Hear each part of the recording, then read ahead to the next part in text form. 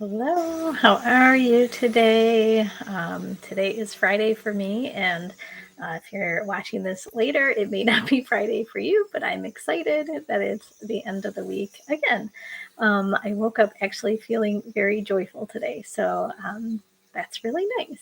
So hopefully you're having a nice day as well. If you're not, hopefully this will help a little bit. We're going to be talking about love and patience and miracles and how they're all sort of connected, or at least interconnected, in my opinion.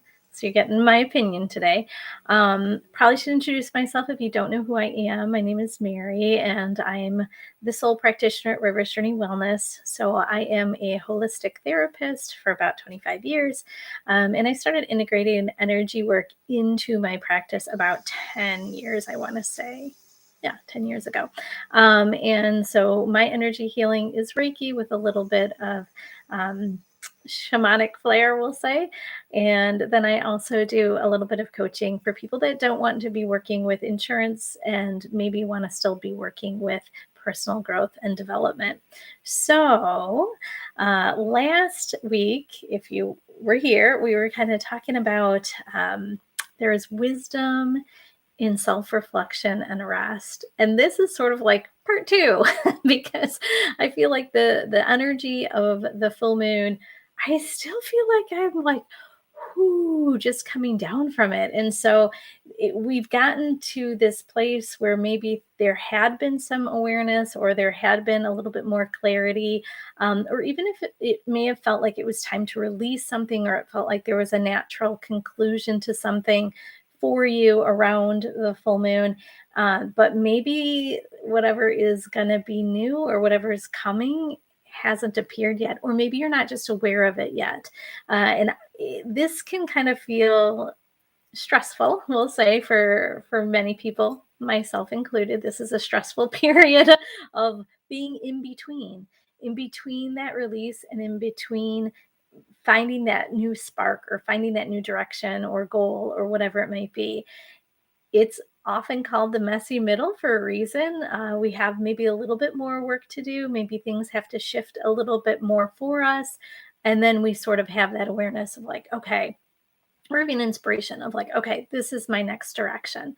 So I'm going to talk a little bit about love and patience, probably patience a little bit more, love as far as self-care, self-love, self-compassion, and then how do, if we have a practice in either of those things, hopefully we have a practice of both, but if we have a practice of either of those things, we actually are going to see more of those blessings, miracles, magic happen in our life. And so I want to give just a little bit of information about that. And then if it feels like, oh crap, I'm in that messy middle, or I'm in that in between, or I don't even know if I'm able to attract or manifest miracles or blessings into my life, we're going to do a little bit of Reiki with just a tiny bit of meditation with that. And hopefully that helps get you prepared for that new beginning, because we're going to have a new beginning. Next week is is it next week? Yeah, it's next week is going to be our new moon in Virgo.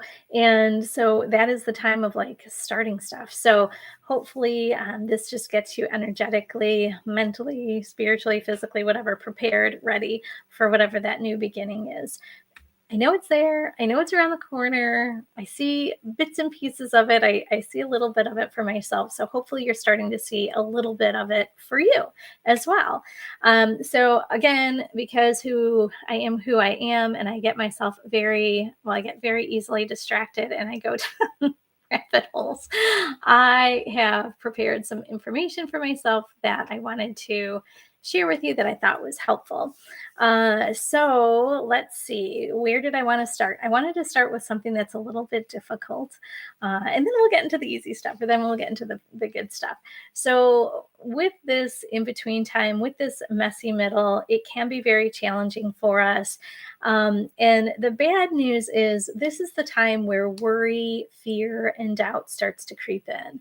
So the mind, unfortunately, doesn't go to joy, light, love all the time, it usually goes to whatever we're worried about, whatever we're fearful of happening or not happening for us. And so when we have this, it may not feel like a calm time, but when we have this lull, that's when those thoughts can sort of creep up.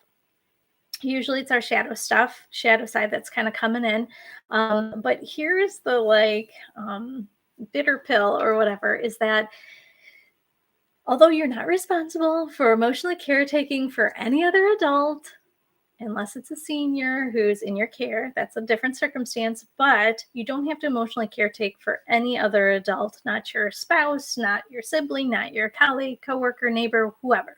You don't have to emotionally caretake for them. However, you do have to emotionally caretake for yourself. And what that means is really being accountable and responsible for your thoughts, your feelings, and your beliefs, because those are the things that are continuing to fuel whatever that fear is, with that worry or that doubt. So we want to start looking at, like, where do I have some thoughts that aren't supporting me? Where do I, what do I do with negative emotions when they come up? How do I identify the feelings? And then if I have some beliefs, sometimes we have hand me down beliefs from our family, or I would say, like, it can be anything, society, culture, religion, whatever. And are they our beliefs, or are they somebody else's? Do they fit for us? Are they aligned with our compass, or is it just somebody's that sort of is a hand me down? So I really am encouraging you during this period to really be accountable and responsible for your thoughts, feelings, and beliefs. And that is a hard one, I think, oftentimes, because we don't want to look at that stuff all the time, right? We want to point fingers or blame other people or say it's because of this. And really, it kind of comes back to us. We always have choice. We always have ability to move our life in the direction that we want it to go in, even if there's challenges or roadblocks. So I sort of want you to step away from that, like, victim role, that victim mentality, and, like, move into, okay, I need to be responsible for myself.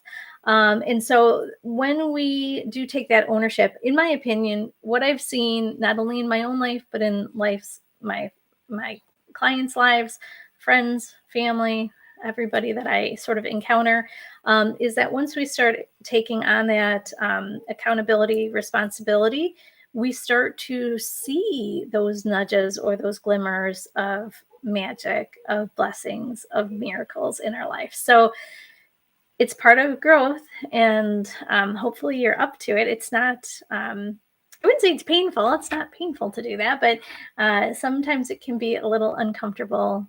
Growth can be a little bit uncomfortable, right? So I wrote down a few things that I wanted to make sure that I covered when it comes to love and patience. So just a little backstory. Why did I come up with love and patience as something that's going to open the doors for miracles in your life? So patience is one of the things that I struggle with. I know this. I know this about myself. I was not a very patient person for many, many years, and I still have moments. We'll all have moments where we're not feeling patient with ourselves or others. It's just how it goes. We can never stay in that, like, perfectly aligned and a blissful state. So we all have that same, but it's the same. I'm impatient. Yeah, I think there's a lot of us out there that are sort of impatient. Um, so don't judge or criticize yourself for being impatient. Just know it's something that I can work on, something that I can soften. So for me, saying that, it's a practice, right? It's not something that I'm like, okay, I'm totally good at it. I'm just gonna knock it out of the ballpark every time. I know I have to be realistic. I know I'm not. I'm gonna screw things up, and I'm gonna get impatient and frustrated, and maybe even yell at people, or be hard on myself. But as soon as I am aware that that's happening, that that's creeping in, it's like a red flag for me to just, okay, I need to pause and take a breath. Something's going on that I need to be looking at. And so I just have a bunch of things that you can do once you pause and kind of take a breath, when you have the awareness that patience is in patience right now, right? So The first thing, so I was saying how you have to be a little bit accountable and responsible for your thoughts, feelings, and beliefs. So look at like what what is my need for the rush? What is going on with me? What am I telling myself about it needs to be done, or it needs to be done in this particular way, or my way is the only way, my way or the highway type of thing. So start looking at like, why is that coming up for me? What does that say about who I am or what my experiences are? Just sort of explore those thoughts, those feelings, and those beliefs around where's this pressure coming from. It usually feels like pressure, and usually it's internal pressure. Sometimes there's external pressures if we have deadlines, but usually it kind of comes from us. So, one of the things you can sort of look at, oh, and I may have already said this, but do this without judgment and criticism. Like, be good to yourself. So, when we're reflecting on that, one of the things that's also helpful is to ask yourself, am I being realistic with my expectations? Because oftentimes we're not. Our expectations are unreasonable for whatever reason. Again, it could be a belief that's been handed down, it could be somebody else's expectation for us. We might have a little bit of perfectionism in us and we want to do it exactly the way that we think it should be done in the time that it needs to get done in our minds. So that can have a little bit of rigidity where it doesn't feel like we're able to kind of go with the flow. So, are you realistic about your expectations for whatever is happening, whatever the circumstances are happening? And, one of the things that I can say, having kids, and it doesn't mean that you have to have kids to gain patience. Patience can come from all sorts of things. But, for me, having kids was something that really, challenged my patience, I will say, and really made me look at like, are my expectations realistic? When a kid is starting to melt down, or a toddler, I guess my kids don't really melt down at their age now, but um, you know, we get so frustrated with that behavior, right? You're going to make us late, or you, not in public, or whatever we might be saying about that experience. And really, we have to look at like what's going on in the kid's world. 2 year olds acting like a 2 year old. I have unrealistic expectations that a 2 year old is going to sit through an hour and a half meal and just be completely prim and proper, right? Like that's whoever expects that is a little bit crazy. And so, are my expectations realistic? And if they're not, how can I modify them, change them, adjust them so it's a little bit more in line with what is realistic for the situation, right? And then also with that, so this is a challenge for me as well. So most of these things I'm like, oh yeah, I had to do a lot of work in this area. So most of these are stuff from my own life experience, just so you know. But is this an opportunity to reprioritize my energy, my effort, whatever I'm focusing on? Is it time to look at? I'm putting so much pressure on whatever it is, getting this thing right, or getting somewhere on time, or doing something a particular way. And so, do I need to reprioritize and say, like, well, where does this fall in line with my values? So if it's not in line with your values, then how can I shift that, so to speak, so that it feels good and authentic and genuine in line with your values, like I said. But then also, like, maybe I need to be looking at something else. So, and I'm going to go back to probably the example of a kid melting down a couple times while I'm talking about patience. But, it's like if I have to, if I have a toddler that's melting down, I probably have to think, is this too much activity for them? Do they need a rest? Are they hungry? Are they tired? Right? You sort of go through that list of things that it could be, that cause of why they're melting down. And then you shift and pivot to support that. Oh, they're hungry. I probably need to take some time to feed them. Oh, they're tired. Maybe we need to settle down and let them have a nap. Oh, they're just bored, right? Maybe they just need a little more stimulation. So we reprioritize what we're doing, where we're putting our energy and effort, and that does seem to help dissipate a little bit of that push or pressure of impatience. Is that the only thing? No. So the other things that I have is it might be important. Ah, yes. Okay. So I sort of said some of these would be tough. Um, it's an opportunity to practice being comfortable with the uncomfortable. And I know right now, generally, people do not want to be uncomfortable, but there is some value in that, right? So, again, look at your thoughts, your feelings about the situation. Why are you feeling irritated? Why are you feeling bothered? Why are you feeling impatient? And usually it's not like the other person, right? Like, okay, but what about the other person's behavior or what they've said or whatever the circumstances?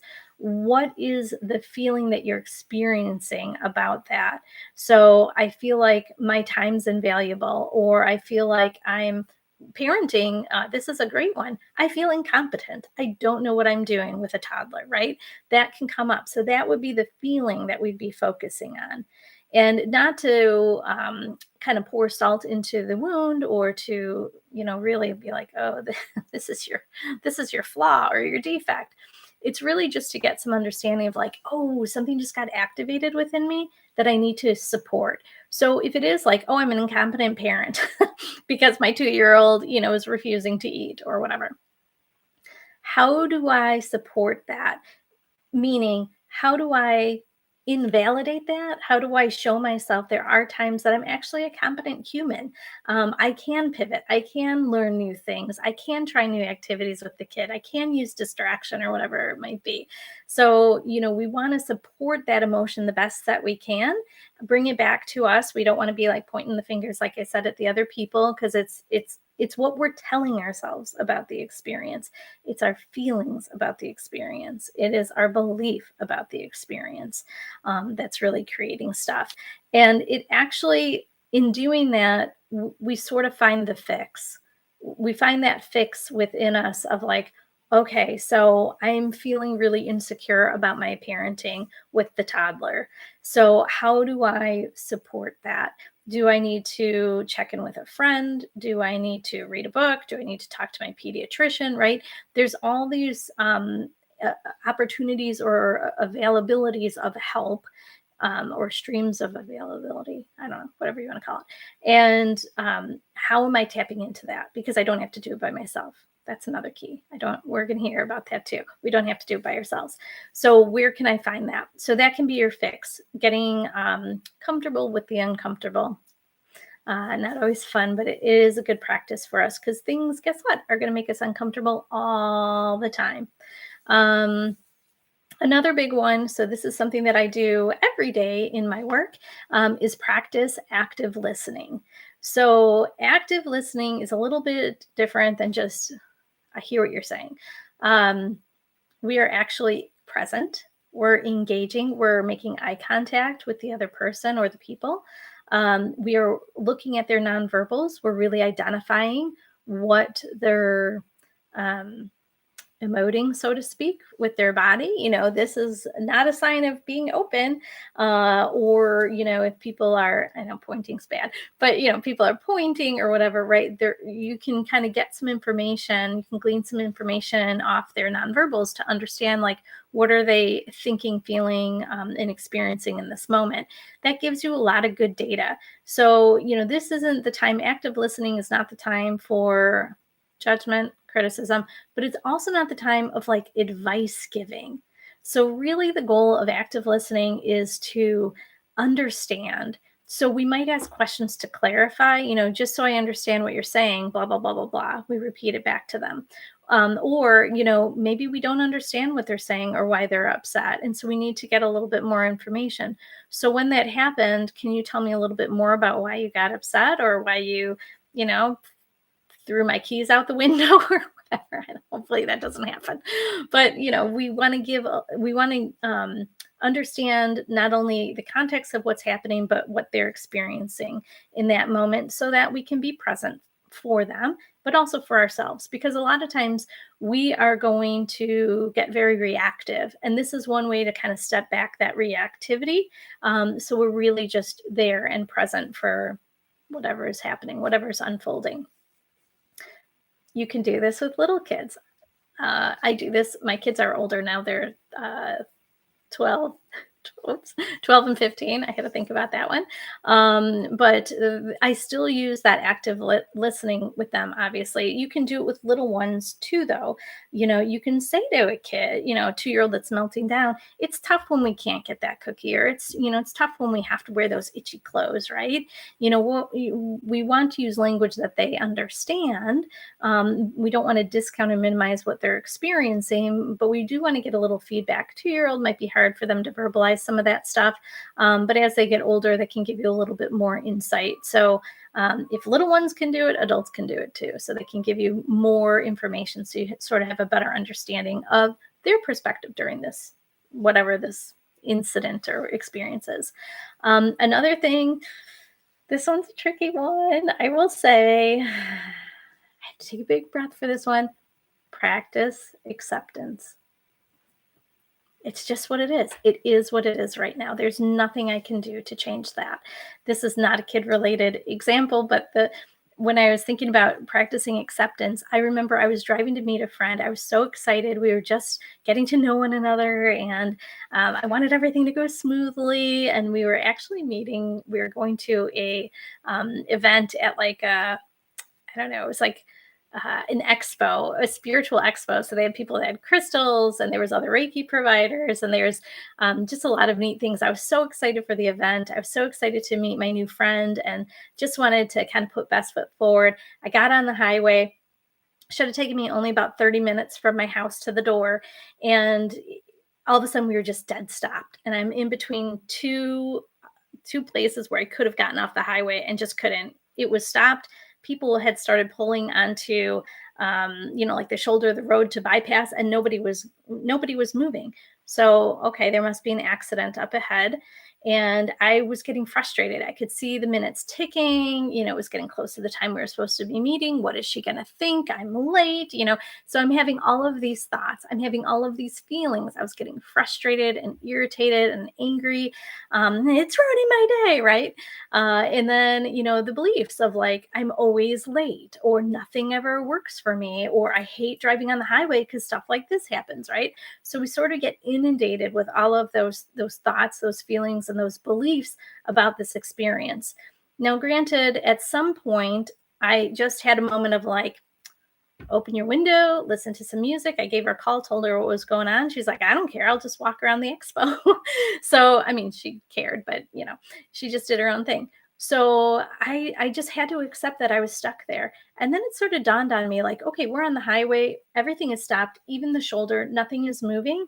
That tells me there's probably a big accident up ahead. And it actually ended up being somebody had lost their life in an accident. And that's why the highway was completely closed. And it took me about an hour to get off the highway and to get to where I needed to go. So in total, about an hour and a half. There had to be that moment of acceptance, of just saying, you know what, there's nothing I can do about this, but I have to try to make the best really of the time that I have here. I think thinking about somebody else losing their life while I was just sitting in traffic, that sort of helped with the acceptance, right? Like it really put things in perspective. Like, okay, I'm still here. I'm safe. I'm late. She's waiting on me, but that's going to be okay, right? We can repair that. We can't repair that somebody is gone, right? So practicing acceptance, it doesn't have to be that extreme, but practicing acceptance of this is what it is right now. And I'll get through this, kind of giving yourself an affirming thought about that to support it.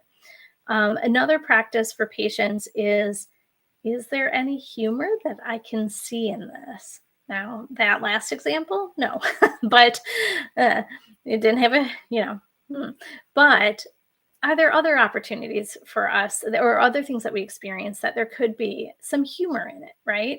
I say all the time, like I was a complete maniac when I was younger, and I was sort of a disaster. I was a walking disaster. And I have to laugh at like all of the things that I did that I'm like, oh my gosh, it's so embarrassing, right? That I would think that was okay behavior. I probably didn't, totally think it was okay behavior, but I still was doing it. And so you have to think about like, is there some humor in this? Is there something that's going to soften? Because it's basically a blow to our ego, right? When we sort of get impatient. And so is there something that can help soften that? Is there something that I can laugh at, that I can alleviate some of the stress or tension with humor?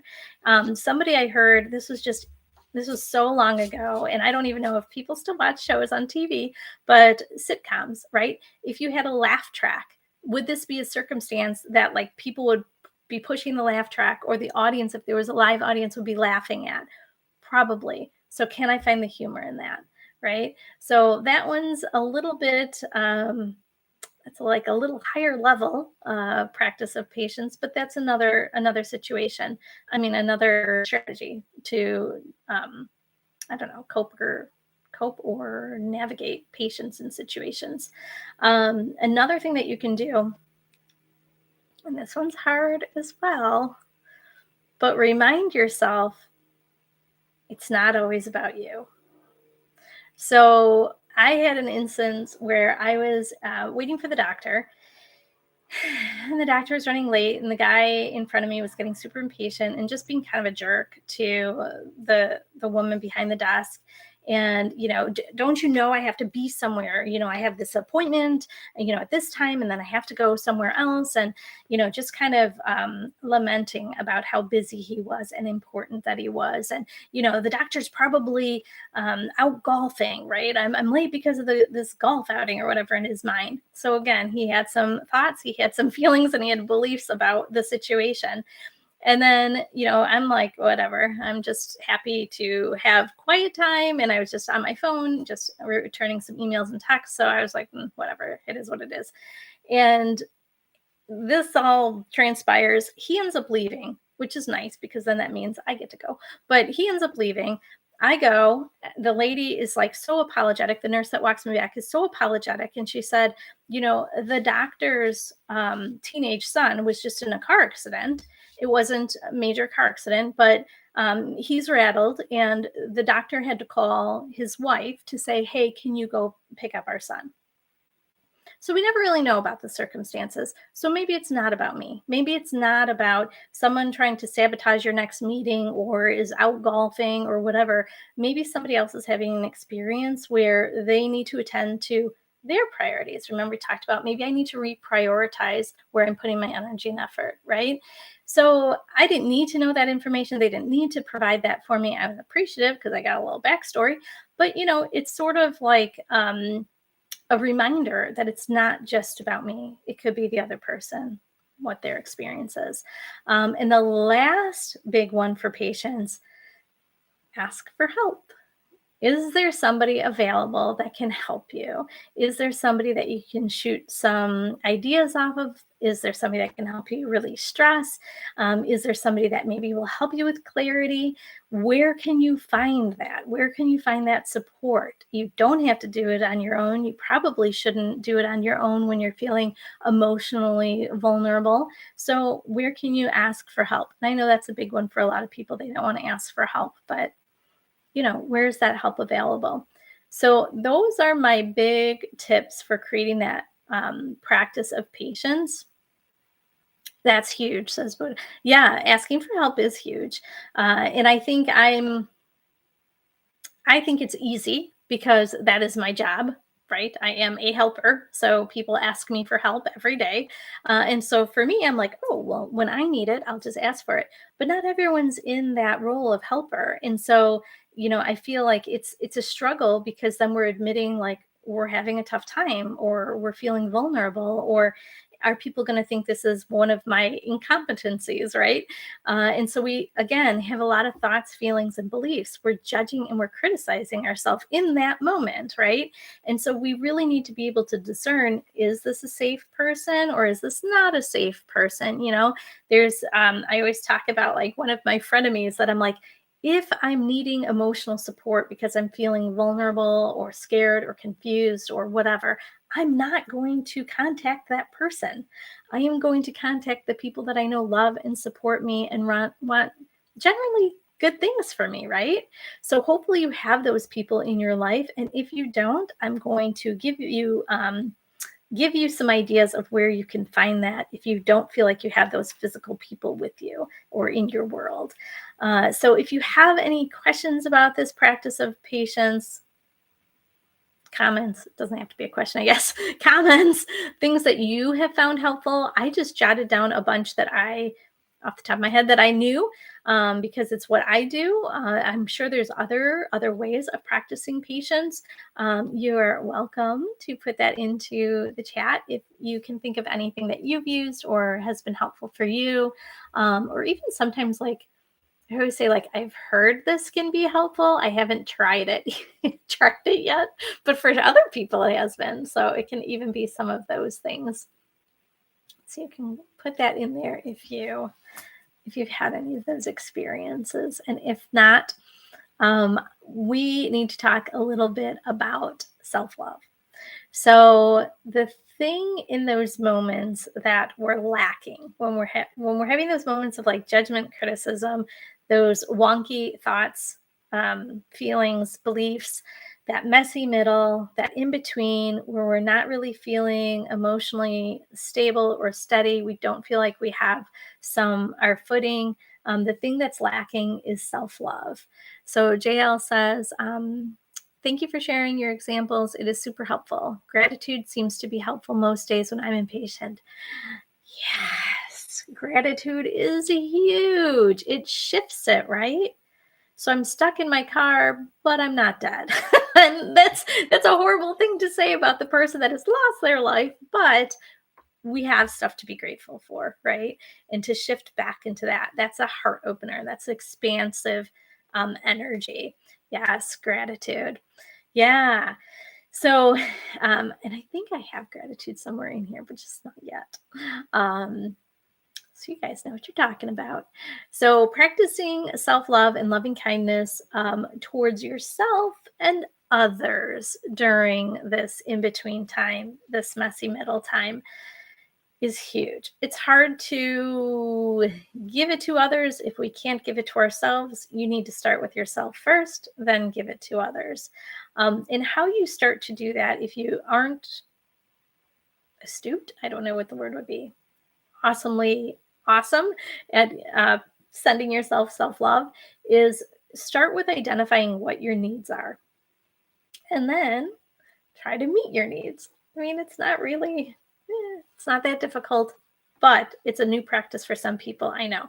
So we want to try to meet our needs without sacrificing our needs for something that somebody else needs. So we want to move away from that people pleasing. Is really the point of this, is that we want to identify our needs and be able to meet our needs through our own mechanisms, our own strategies, our own tools, whatever it is. So how are we able to do that? Sometimes it is, and I know we've mentioned this a bunch of times, setting healthy boundaries with other people, right? Sometimes people aren't open to that. They're a little resistant to our healthy boundaries, but it's meaningful for us to keep trying, right? It's meaningful for us to establish them and just try to keep working at identifying what needs to be like patched up and repaired within our wall of healthy boundaries. It's important, like I said before, when we identify our needs, sometimes we need to reprioritize where we're putting our energy and our time commitments. So if we're putting too much time into somebody else or another thing like work, we might need to pull back a little bit so we make some space, we make some room for ourselves and for our needs. So that reprioritizing time, again, is huge, not overcommitting ourselves, really looking at what can my energy support or allow. Like, how can I still make time for myself when I have all these other things happening, right? So some of the things need to get knocked off our plates. Sometimes we might feel very high energy and I can do all of these things and I still have time for meeting my own needs, and that's awesome. Sometimes when we're feeling impatient, it's hard to figure out what gets lopped off, and then we end up lobbing it off out of resentment. So we want to try to not do that as much. We want to do it because it's my need and my need deserves to be met, right? So we want to pause a little bit of the self-criticism. We want to be kind to ourselves. This is all kind of under the umbrella of self-love. We want to care for our body in a loving and nurturing way. So making sure that we're eating throughout the day, drinking enough water, kind of reducing some of our caffeine intake, alcohol intake, obviously other drugs. We just want to be kind to ourselves. Body, mind, and spirit, right?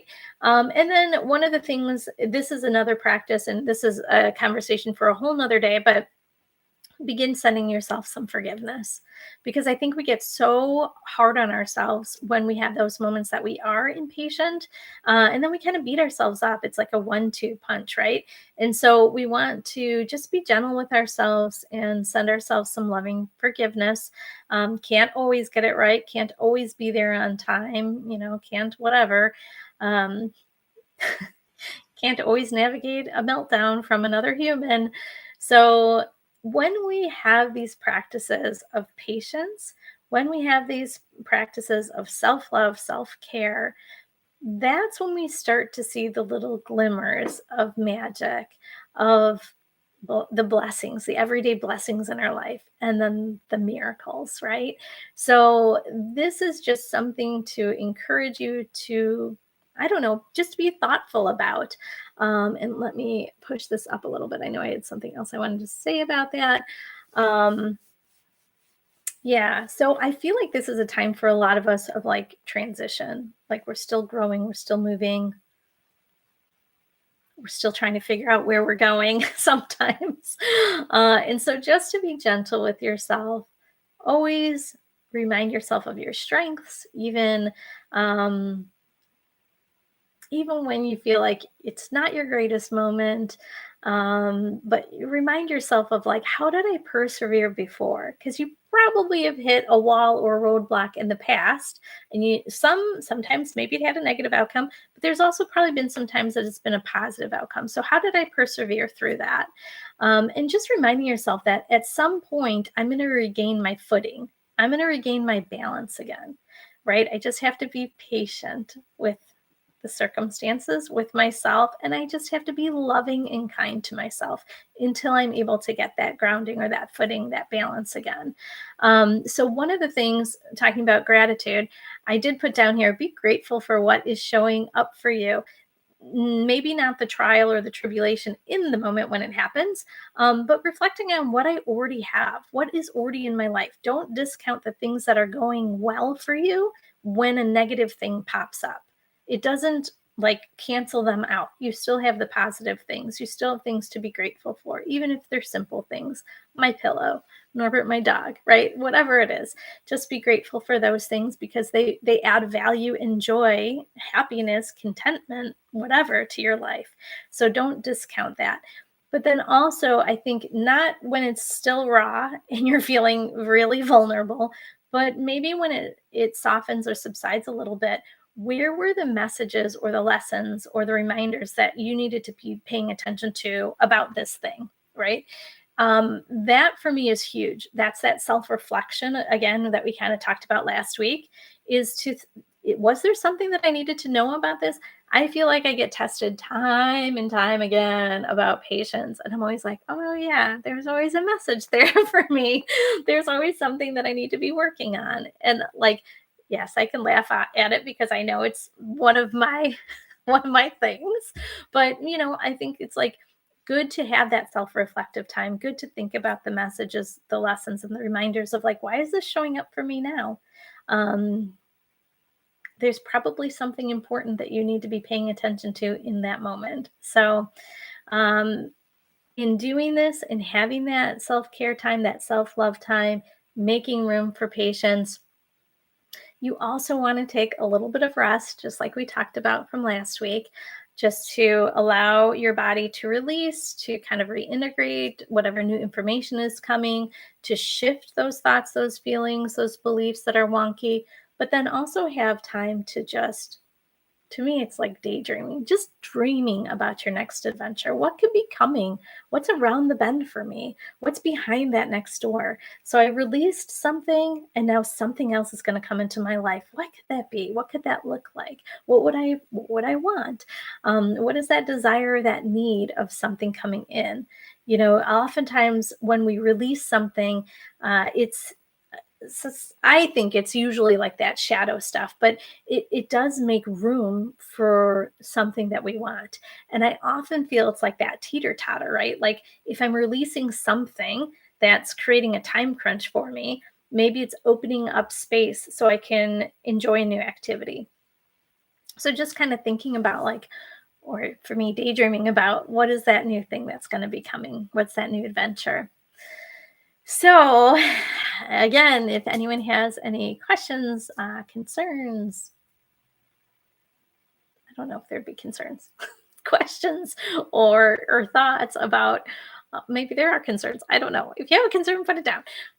But anything that you're thinking about that you're like, oh, this makes sense. I'm in that in that messy middle time. Oh, I am going to say. So go ahead and put it in there if you want. I'm going to tell you why I started talking about this. So I was feeling grumbly because I am in that messy middle. I was feeling grumbly, and I pulled a card. Who is here to support and guide me? What is the message that I need to know in this?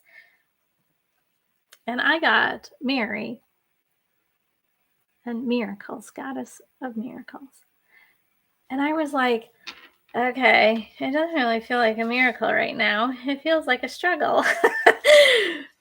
And then I had to shift, right? I had to shift my thoughts. I had to shift my feelings. I had to shift my beliefs of like, how am I not allowing the miracle to show up? How am I not giving it space?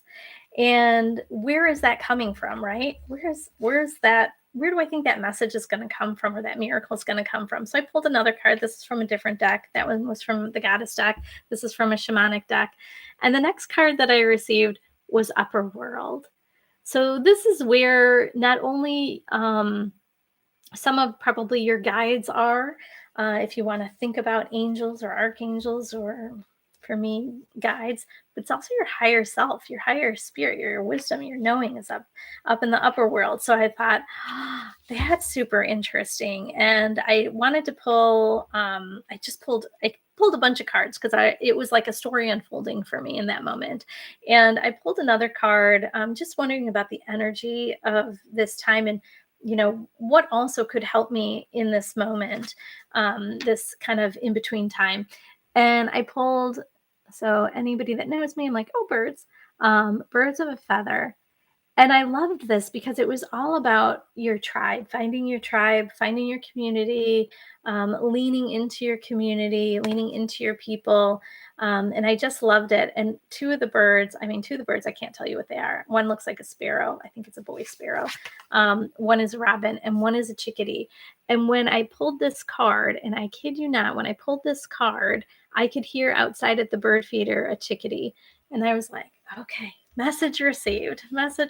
And chickadees are special to me anyways. So that was really neat. And then I was like, okay, so I actually started thinking about animal energy, animal allies. So I picked an animal card, animal spirit card. And it was like, okay, so looking at your tribe, your team, your community, whatever it might be. And I pulled the next card, and it was ant spirit. And it's time for collaboration, or time to collaborate. And honestly, I loved it all because I was like, this is what it is. This is the time that we're moving into, away from competition, away from that toxic energy, and just trying to support one another, trying to be of service, trying to make the world a little bit better than when we came, So it's like, I just loved this message so much. And I was like, that love and that patience is going to open that door to the miracles. So that is why I wanted to share this with all of you. If you want to take a little bit of time, we might go a little bit over, but I wanted to give you a little bit of healing, or an opportunity to release if there's anything else that you still need to release about love or patience or miracles. And I'm actually going to bring in cedar. So I have a cedar bundle that doesn't light super well, but we're just going to use that to start cleansing, start purifying.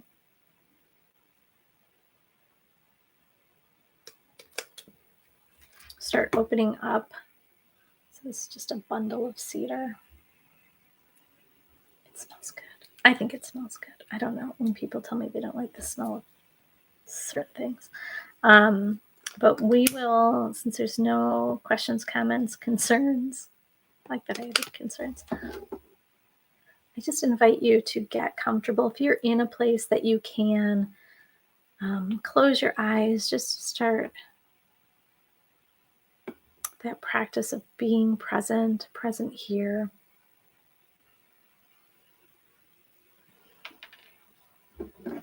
Just take a couple of breaths in. We're going to do a little bit of Reiki, or I'm going to do a little bit of Reiki. Set my intention that anybody that's looking to get support for that practice of self-love, that practice of patience, that hope that that miracle is around the bend for you, just to have a little bit of clarity, to sort of ease some of that worry, some of that fear, some of that doubt, to reconnect with your higher self and just know that it's coming. It's coming for you. We have new beginnings next week, so maybe it's closer than you think. And then we have the equinox the next week. Yeah, so lots of energy. So just take a couple breaths in.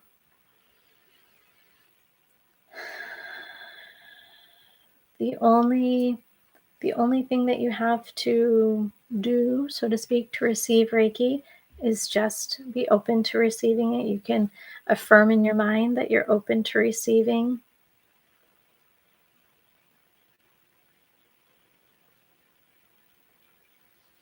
And when you're in that comfortable space,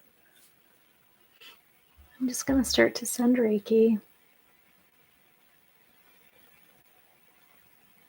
I've already opened my sacred space, but I encourage you to invite in any guides or guardians, your guides and your guardians, those who just love you so dearly, who are so willing to offer their protection, their wisdom and guidance.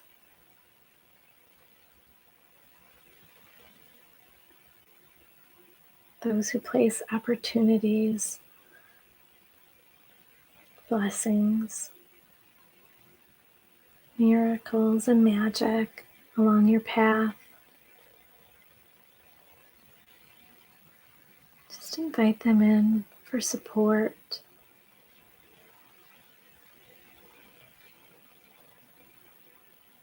This is a practice of asking for help.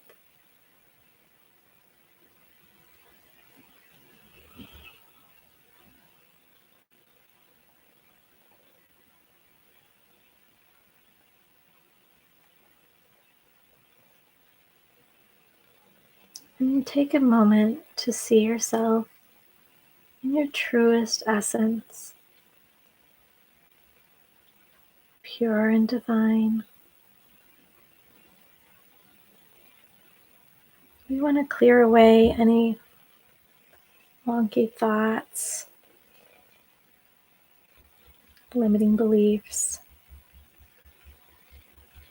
any unsettled feelings or feelings that create more anxiety, more fear, doubt, worry. We just want to release those. So I'm just using a little crystal to help with that.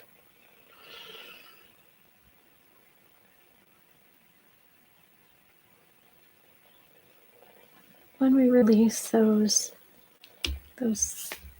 thoughts or feelings or beliefs, we can come back to that place where we know that we are loved.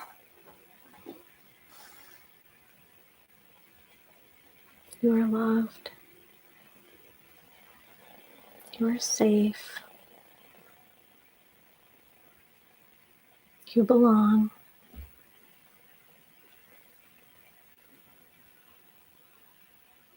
And you're so deserving of wonder and miracles.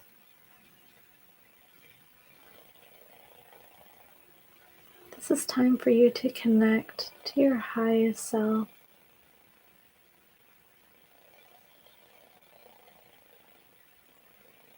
To see your potential with fresh eyes.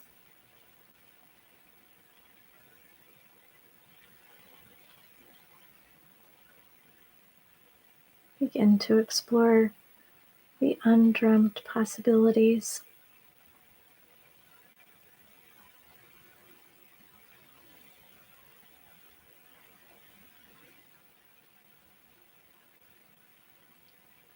So you can begin to see the stepping stones to your highest destiny.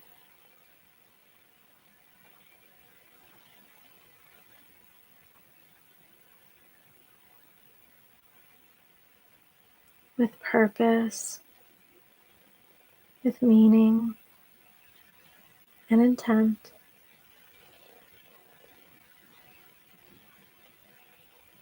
To really see just your fully realized self. Taking a moment just to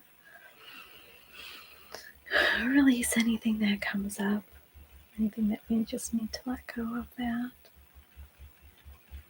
We want to release that so that you can become aware of the synchronicities and the wonder and the awe, and really see that you're a co-creator in all of this. You're a co-creator of miracles in your own life.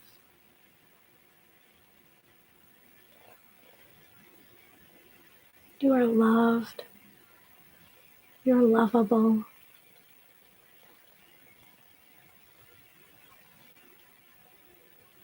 You're always worthy. You're always deserving.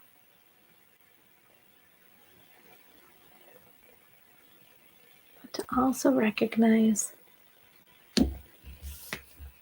that you're safe. You're held and watched over by your guides, your guardians, but also by your highest self.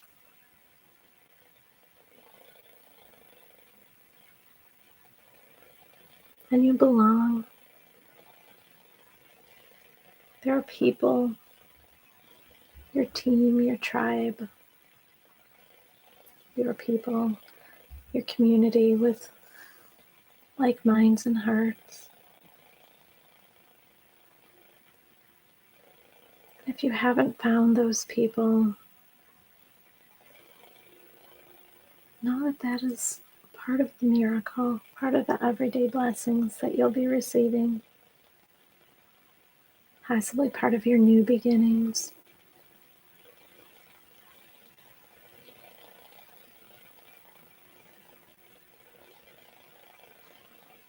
To have people supporting you, available to help, compassionate and loving.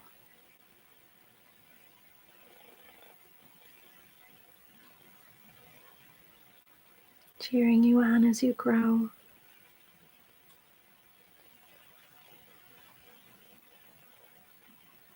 And even more important, encouraging you along the way.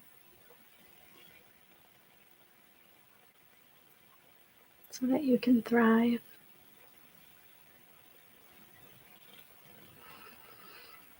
I invite you to take a deep breath into your heart center. And only allow that pure love, compassion, and care for yourself. Allow that to fill your heart space. There's so much love and compassion and care. It overflows your heart space.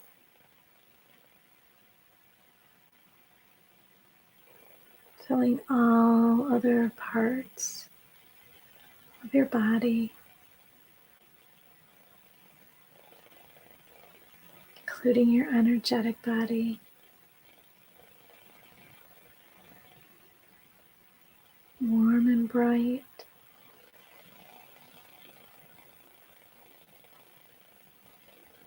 Pure love, patience,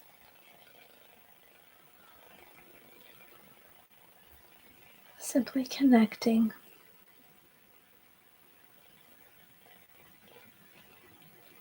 From this place, magic happens.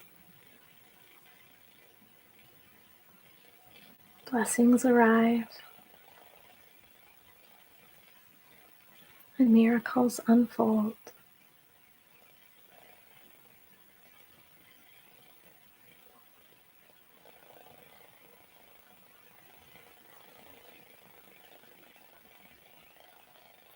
I want you to anchor in that energy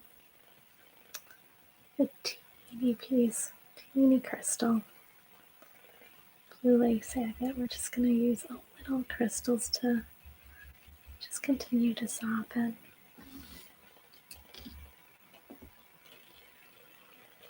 Just filling in the spaces where we released.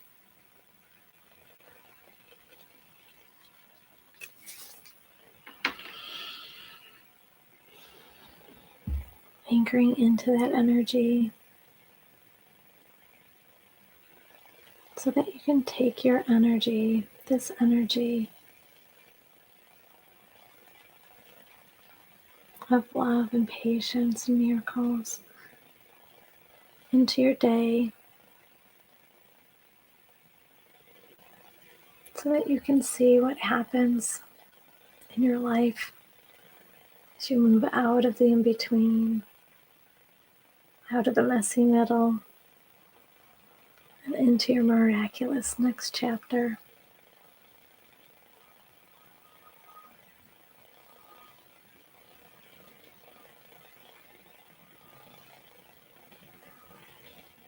I invite you to set an intention for yourself.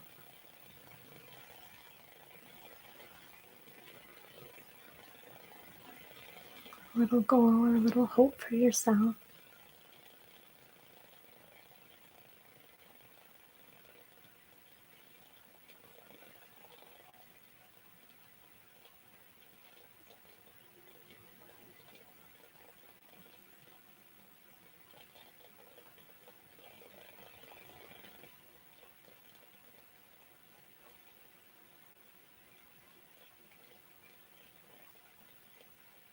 Making space in that heart center.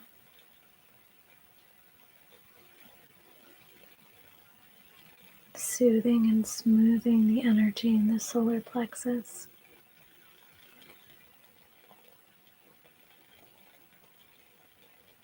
Rooting down your energy so you feel sure-footed and balanced with the root.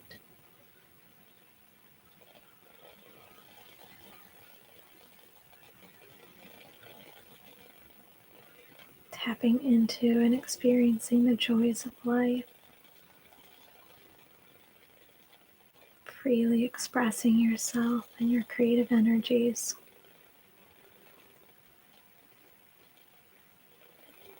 Allowing to be led by your intuition as opposed to your fear. And knowing that you're always divinely connected.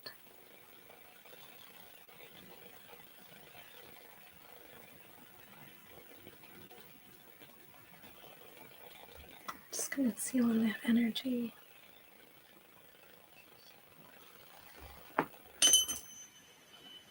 Bring a little seal it in with sound as well. And in your own time, you can open your eyes, bring yourself back to the present, back to whatever you still need to accomplish for yourself, for your day, for your week. this period in your life. Just letting it go. Aww. JL says, this is amazing and so lovely. Thank you so much. You're welcome. Beautiful. Thank you. You're welcome. Of course. That's what I do. And if you do, I mean, if it does feel like some of those are struggle, especially the self-love.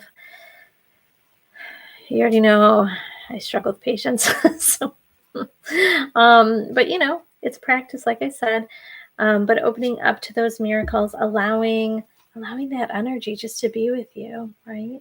To see what's possible for you, to see what can come through, not only your intuition, but those who are supporting you and guiding you, those who love you unconditionally, and seeing how you can connect with people, your people,